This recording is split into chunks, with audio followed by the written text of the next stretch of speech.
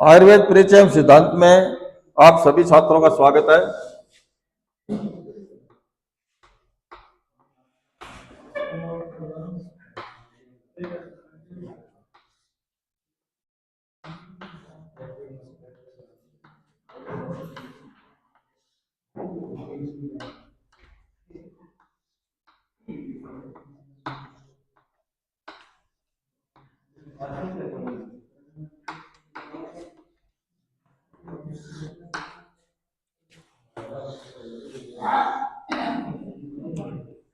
अपन पढ़ रहे थे गुणों के बारे में।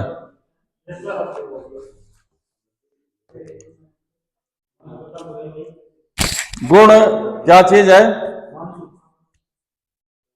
गुण किसको कहते हैं?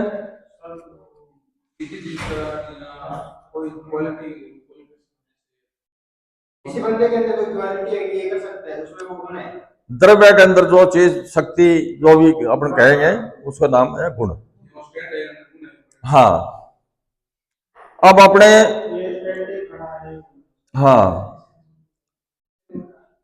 परत्व और अप्रत्व गुण। परत्व एवं अप्रत्व,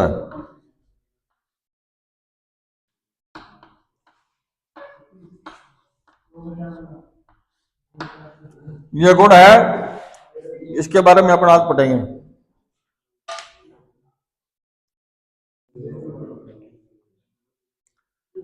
देश, काल, वय, मान, पाक, वीर्य, रस तथा आदि शब्द से प्रकृति तथा बल के व्यवहार हेतु परत्व अप्रत्व जो गुण है वह परत्व अप्रत्व कहा जाता है।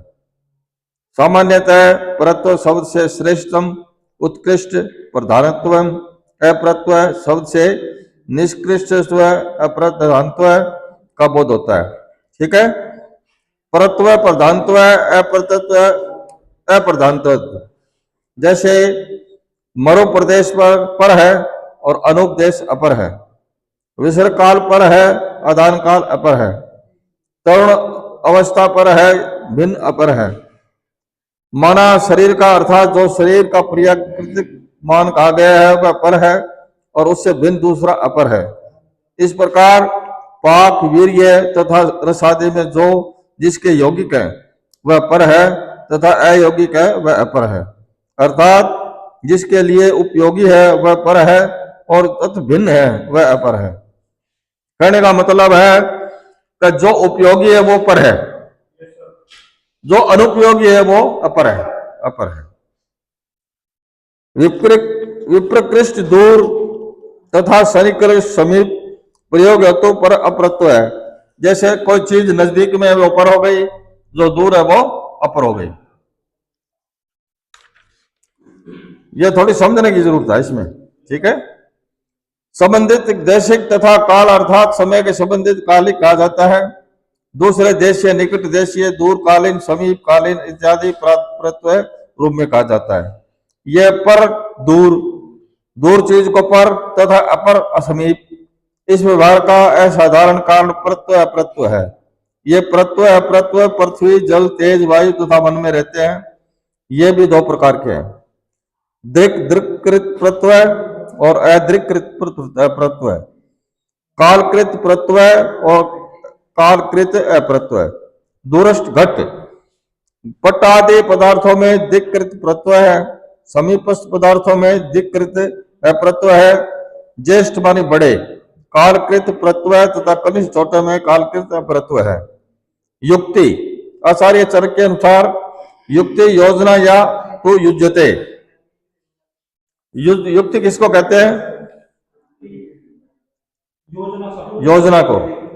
कोई चीज की अपनी योजना बनाएंगे उसको युक्ति कहते हैं। हाँ, युक्ति योजना तो युज्यते। आदि में जो योजना होती है वह युक्ति कहलाती है। आदि का मतलब पहले अपन कोई योजना बनाएंगे उसका नाम युक्ति है, वह युक्ति कही जाती है। दोष, देश, प्रकृति, बल तथा काल आदि को देखकर औसत की जो उपयुक्त श्रेष्ठ कल्पना या योजना की कहलाती है वह युक्ति कहलाती है। यदि यह योजना कल्पना अयोगिक अर्थात असमीचीन हो तो कल्पना होने पर युक्ति नहीं कही जाती। यह युक्ति संयोग, परिमाण, संस्कार आदि के अंतर्गत समाविष्ट होते हुए भी अत्युपयोगी होने के कारण पृथक कही जाती है।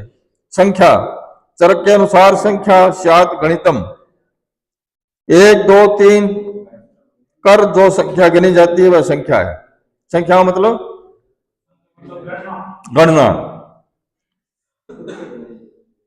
अर्थात व्यवहार में कारण वे ही संख्या कही जाती है। एकत्व, नित्य, अनित्य दोनों। पृथ्वी आदि नव नित्यगत पदार्थों में रहने वाला एकत्व नित्य है, किंतु अनित्यगत घटपट आदि अनित्यगत पदार्थों में रहने वाला एकत्व अभिनित्व है। परंतु द्विद्वैत आदि संख्या में सर्वत्र अनित्य है। संयोग, ये संयोग क्या है? दो या अधिक द्रव्यों का योग, हाँ, उसको संयोग कहते हैं। परस्पर मेल, साथ में मिलना संयोग कहा जाता है। यह संयोग द्वंद्व, दो, सर्व अथवा सब तथा एक द्रव्य के कर्म से उत्पन्न होता है तथा वह अनित्य है। जैसे युद्ध करते हुए दो भेड़ों का संयोग द्वंद्व कर्मज है, यह दो की चेष्टा से होता है। इसी प्रकार किसी एक पात्र में डाले गए अनेक उपायों का संयोग सर्वकर्मज है तथा वृक्ष तथा काल संयोग एक कर्मज है। कारण यह है कि यह केवल एक के कर्म से होता है। यह संयोग अनित्य है, यह विभाग होते ही नष्ट हो जाता है। आचार्य चक्रपाणी के अनुसार संयोग का विभक्त होना विभाग है। भाई कोई संयोग होता है उसका पृथक होना विभाग है। संयोग का वियोग अर्थात भाग से विभक्त होना विभाग है। जिसके द्वारा संयोग का नाश होता है अर्थात संयोग विभाजित होता है, उस गुण को विभाग कहते हैं। परस्पर मिलित द्रव्यों का संयोग पृथक पृथक होने से अर्थात विभक्त होने से नष्ट हो जाता है, अर्थात संयोग का नाश करने वाला गुण विभाग कहलाता है। यह विभाग सभी नव द्रव्यों में रहता है। पृथकत्व, आचार्य चक्रपाणी के अनुसार यह द्रव्य घट से पृथक है। यह बुद्धि जिससे होती है वह पृथकत्व है। यह तीन प्रकार का है। सर्वथा मेरू तथा हिमाचल प्रदेश की भांति असंयुक्तता रहना, यह असंयोगात्मक पृथकत्व है। महिष, भैंस तथा वराह, सुअर आदि विशिष्ट लक्षण युक्त ये जातियों की विलक्षणता के कारण संयुक्त होते हुए भी पृथकत्व का होना यह विलक्षणात्मक है। एक जाति भी उड़द को विशिष्ट लक्षण युक्त नहीं प्रयुक्त समकालीन है और उन्हें संयुक्त करने पर विलक्षणता ही प्रकट होती है और न संयोग ही रहता है, किंतु पृथक स्वरूपा अनेकता रहती है, अर्थात एक का दूसरे पृथकत्व रहता है। यह अनेकात्मक पृथकता है। यह घटपट से भिन्न है इत्यादि व्यवहार का असाधारण अर्थात विशेष कारण पृथकत्व है। पृथकत्व का मतलब होता है अलग से, जैसे कोई चीज अलग हो। अब जातियां जैसे भेड़, बकरी, गाय, भैंस वगैरह हो तो यह पृथकत्व है। जीव तो एक ही है लेकिन पृथकत्व मतलब अलग अलग है। यह परिमाण, ये क्या है? किसी को माप कर या तोल कर जो उसका मान लिया जाता है उसको परिमाण कहते हैं। परिमाण किसको कहते हैं? परिमाण, परिमाण, हाँ, किसी चीज का अपना मान, उसका हाँ मापन। किसी के एक हाथ दो हाथ नापने तथा शेर दो शेर तोड़ने के व्यवहार का प्रधान कारण परिमाण है। यह परिमाण नव द्रव्य में रहता है तथा यह चार प्रकार का होता है। परिमाण चार प्रकार का होता है।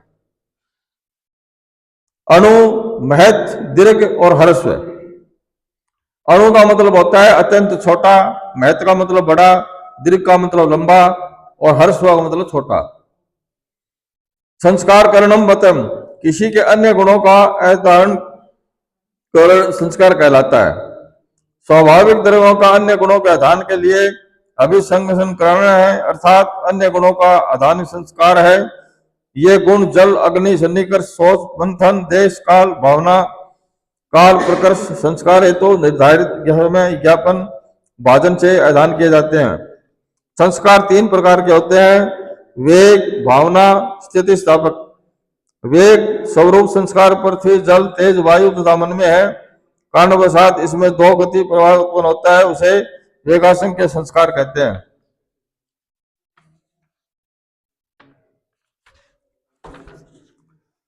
भावना भावना रूप संस्कार व संस्कार है जो अनुभव से उत्पन्न तथा समरस का कारण है।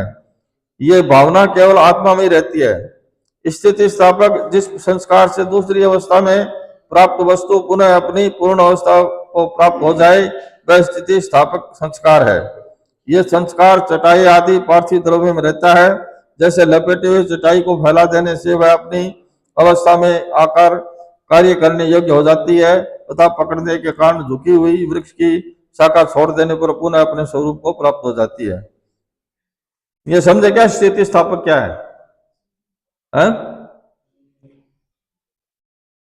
कहाँ गए हुए यार? बाहर साइड दूसरी जगह गए हुए आप हैं? थोड़ो यार समझो। स्थिति स्थापक क्या है ये बताओ। जब मैं पढ़ा रहा था स्थिति स्थापक अपने स्थान पर रहना सर, जहाँ पे जैसे कोई स्थिति हुई जैसे ये ऐसा नहीं है। स्थिति स्थापक का मतलब है जैसे एक पेड़ की डाली है, वो खड़ी है, उसको अपन पकड़ के नीचे झुका देंगे और फिर वो छोड़ते ही ऊपर चली जाएगी। हाँ, वो अपनी स्थिति में आ गई, तो उसका नाम है स्थिति स्थापक। तो ये चीज थोड़ी सी समझो यार। हाँ, स्थिति में आ जाएगी। अभ्यास आचार्य चरक के अनुसार पदार्थों का बार बार अभ्यास करना, सेवन करना अथवा व्यायाम आदि अध्ययन अभ्यास शीलन पदार्थ तथा सतत क्रिया एक ही क्रिया को बार बार करना अभ्यास कहलाता है। अभ्यास किसको कहते हैं? एक ही क्रिया को बार बार करना। हाँ, अभ्यास का अभ्यसन शीलन सतत क्रिया पर्याय है। परादि गुणों की आयुर्वेद में उपयोगिता। परादि गुण क्या है? ये परादि गुणों का चिकित्सा में अत्यधिक महत्व है। युक्ति को प्रमाण मानकर उसका उल्लेख किया गया है, किंतु यह स्पष्ट है कि चिकित्सा युक्ति पर ही अवलंबित है। कोई भी पीड़ित होता है तो कहते हैं कि ये कुछ युक्ति करिए जिससे इनकी वेदना दूर हो जाए। ठीक है।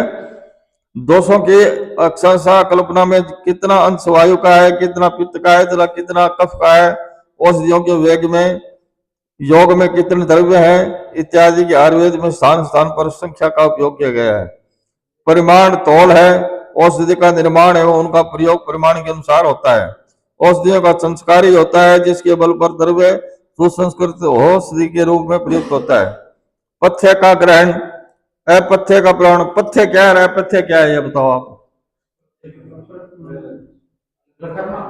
पथ्य का मतलब शरीर के लिए उपयोगी, बढ़िया, और वो अपथ्य का मतलब होता है शरीर के लिए नुकसानदायक। हाँ, तो अपथ्य परित्याग, हित द्रव्य का सेवन जैसे हितकारी हो उसका सेवन पथ्य, और अहित द्रव्य का परित्याग, इन सब का अभ्यास किया जाता है। पर अपर के महत्व के अंतर्गत श्रेष्ठ अश्रेष्ठ आदि जितने भी गुण है सभी चिकित्सा के लिए आवश्यक है। सभी का उपयोग कर चिकित्सा की जाती है। ठीक है। अब आता है कर्म निरूपण। कर्म निरूपण है वो ये कल पढ़ा देंगे आपको। आज का हो गया आपका अपराधी गुण।